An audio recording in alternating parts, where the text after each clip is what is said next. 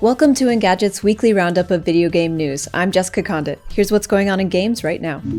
Elden Ring's Shadow of the Erdtree expansion will come to PlayStation, Xbox, and PC on June 21st, so there's still plenty of time for me to not read that as Shadow of the Entrée.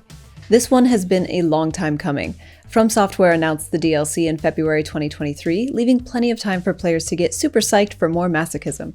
A new 3-minute trailer for Shadow of the Erdtree shows off sprawling locations and epic bosses inspired by chaotic combinations of animals, insects, and elements. The expansion costs $40 and pre-orders are live now. I'm just gonna come out and say it. I think Cate Blanchett makes a great Lilith. The first trailer for this summer's Borderlands movie is out, and it looks like Mad Max meets Guardians of the Galaxy, which is Borderlands in a nutshell anyway. The film stars Blanchett, Jamie Lee Curtis, Kevin Hart, Jack Black, and Ariana Greenblatt, and it's directed by Eli Roth. It's due to hit theaters on August 9th.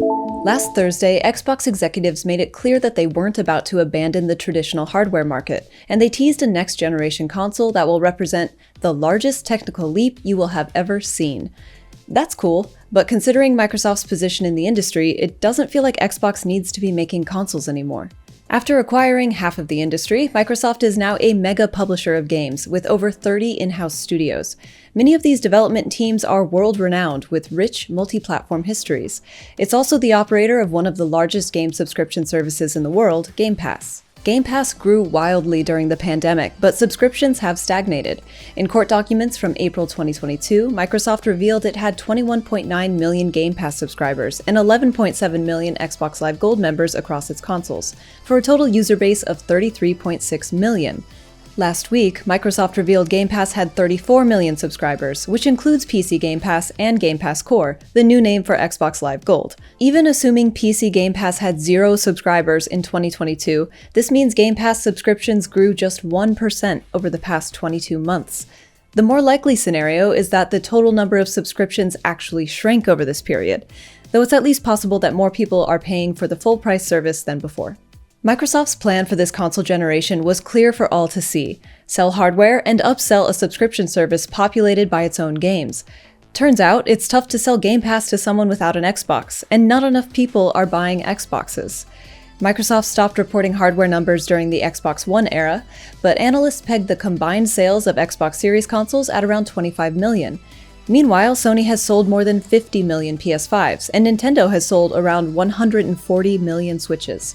This gap appears to be growing every day, and it's far more pronounced in Japan and Europe than in the United States. If Microsoft wants to grow Game Pass, it seems like it'll have to be on platforms outside of Xbox. This week, Xbox confirmed plans to bring 4 formerly exclusive games to PlayStation and Nintendo consoles, and for years executives have been pitching an ecosystem where Xbox and Game Pass is playable on anything with a screen. Microsoft has a powerful cloud network that even Sony uses for game streaming, plus it owns more than 30 studios. Long-term, Microsoft is positioning Xbox to be a platform-agnostic, software publishing powerhouse with the industry's most stable streaming network at its back. In this landscape, it's surprising to hear Xbox talk about building a hyper-powered console for the next generation. I'm not advocating for Microsoft to ditch the hardware market. It makes sense for the company to focus on handheld devices and cheap streaming boxes that support Game Pass and Cloud Play. Xbox is working toward a future where its games and Game Pass are available everywhere, which raises a clear question about its current plans. Why bring an expensive next-gen console to a war that's actually about software, subscriptions, and streaming? Sony president Hiroki Totoki told investors last week that the company would be more aggressive in bringing its PlayStation titles to PC. Xbox has confirmed which of its games are coming to other consoles.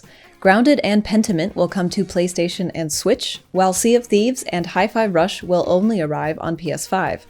Both Sea of Thieves and Grounded will support cross-play across all platforms. Now for a totally different port.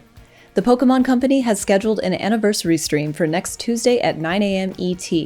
It might be a bit early for a Gen 10 reveal, but a Switch remake of Black and White seems like a safe bet. If you're a Switch or PS5 player curious about all of these Xbox games coming to your consoles, I have one easy and clear recommendation: play Pentiment. Obsidian's narrative-driven, tapestry-looking game is a surprise and a delight, and I've had a lot of fun playing it on Game Pass recently. I'm sure it'll be just as great on those other platforms too. Thanks for watching this week's episode. Drop a like on the video if you enjoyed it, and subscribe to the Engadget YouTube channel.